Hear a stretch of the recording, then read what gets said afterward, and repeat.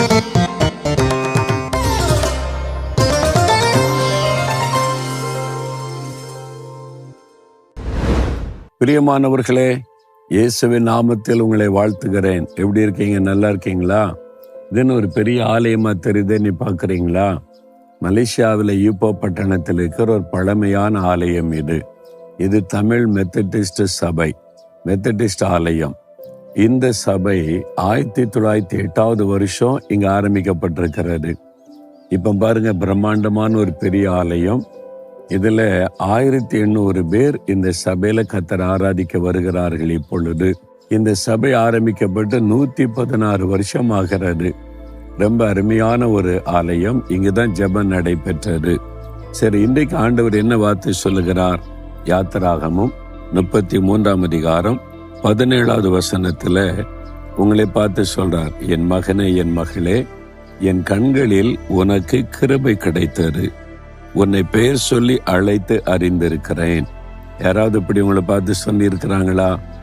என் கண்களில் உனக்கு கிருபை கிடைத்தது, உன்னை பெயர் சொல்லி அழைத்து அறிந்திருக்கிறேன்னு சொல்லி இருக்கிறாங்களா? சொல்லுகிறவர் யார் தெரியுமா? வானத்தை பூமி உண்டாக்கின வல்லமை உள்ள தேவன். அது எவ்வளவு பெரிய பாக்கியம் இல்ல? என் கண்களில் உனக்கு கிருபை கிடைத்ததுன்னு ஆண்டவர் சொல்றார். அதாவது மோசேயிட்ட ஆண்டவர் பேசும்போது என் கண்களில் உனக்கு கிருபை கிடைத்தது அப்படின்ற வார்த்தை ஆண்டவர் சொல்லுகிறார். நான் இந்த கொரோனா காலத்துல, லாக்டவுன் காலத்துல தான் ஜெபிக்கலாம் வாங்க அப்படின்னு நிகழ்ச்சி ஆரம்பிச்சோம். 167 நாடுகள்ல மக்கள் இன்றைக்கு வரைக்கும் பார்க்கறாங்க, இணைந்து ஜெபிக்கிறாங்க. அது லட்சக்கணக்கான குடும்பங்களை இணைத்திருக்கிறது. எனக்கு அது ஆச்சரியமா இருக்கிறது. வாக் வித் ஜீசஸ் மக்கள் பார்க்கிறாங்க, திரளான மக்கள் ஆசீர்வதிக்கப்படுறாங்க. இங்க போனாலும் சொல்றாங்க, கிறிஸ்தவர் அல்லாதவங்க எல்லாம் இந்த காலையில வாக் வித் ஜீசஸ் எங்களோட ஆண்டவர் நேர்ல பேசுற மாதிரி இருக்குது ஐயான்னு சொல்லி எனக்கு ரொம்ப ஆச்சரியமா இதெல்லாம் எப்படி நடக்குது. நான் ஒரு நாள் ஆண்டோட சமத்துல இருக்கும்போது, நாங்க ஒரு கிராமத்துல இருக்கோம், எனக்கு ரொம்ப படிப்பறிவும் கிடையாது, ரொம்ப ஞானம் உள்ளவனும் கிடையாது. எப்படி இவ்வளவு காரியம் நடக்குது? இவ்வளவு காரியத்தை நீங்க செய்றீங்களே, எப்படி ஆண்டவரே? என்கிட்ட என்ன தகுதி இருக்குது? அப்படிலாம் நினைத்து ஆண்டவர்கிட்ட பேசும்போது ஆண்டவர் ஒரு காரியம் சொன்னார், தெளிவா என்னோடு பேசினார். என் கண்களில் உனக்கு கிருபை கிடைத்தது.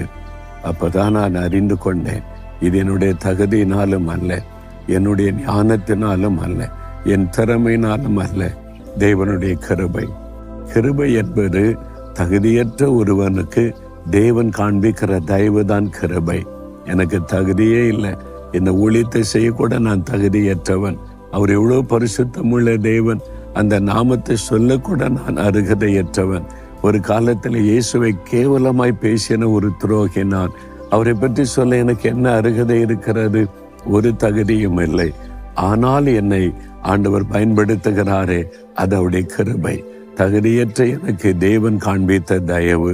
அந்த கிருபை நினைத்து நினைத்து நான் ஆண்டவருக்கு அடிக்கடி நன்றி சொல்லுவேன். இதெல்லாம் உடைய கிருபை, கிருபை, கிருபை ஆண்டவரை என்று. உங்க வாழ்க்கையில கூட ஆண்டவர் உங்களுக்கு கொடுத்திருக்கிற நன்மைகளை யோசித்து பாருங்க. வேலை, குடும்பம், தொழில், வருமானம், ஊழியம், சரீர சுகம் உங்க திறமையில வந்துச்சா? உங்களுடைய முயற்சியில வந்துச்சுன்னு நினைக்கிறீங்களா? தேவனுடைய கிருபை. தகுதியற்ற நமக்கு ஆண்டவர் காண்பித்த கிருபை தான் இந்த ஆசீர்வாதங்கள். அதை நினைத்து ஆண்டவரே உமக்கு கிருபைக்காக ஸ்தோத்திரம்னு சொல்லுங்க. என் கண்களில் உனக்கு கிருபை கிடைத்தது மகனே, மகளே, உன்னை பேர் சொல்லி அழைத்து அறிந்திருக்கிறேன் என்று சொல்லுகிறார். தாழ்மையா நடந்து கொள்ளுங்க. நம்ம கிட்ட ஒண்ணுமே கிடையாது. தகுதியற்ற நமக்கு தேவன் காண்பிக்கிற கிருபை தான் இந்த ஆசீர்வாதங்கள். இன்னைக்கு சொல்றீங்களா, ஆண்டவரே, தகுதியற்ற எனக்கு நீர் காண்பித்த இரக்கம், கிருபை, அதை நினைத்து நான் உம்மை துதிக்கிறேன். உம்முடைய கண்களில் எனக்கு கிருபை கிடைத்த அன்பிற்காக ஸ்தோத்திரம், ஸ்தோத்திரம். இயேசுவின் நாமத்தில் ஆமேன், ஆமேன்.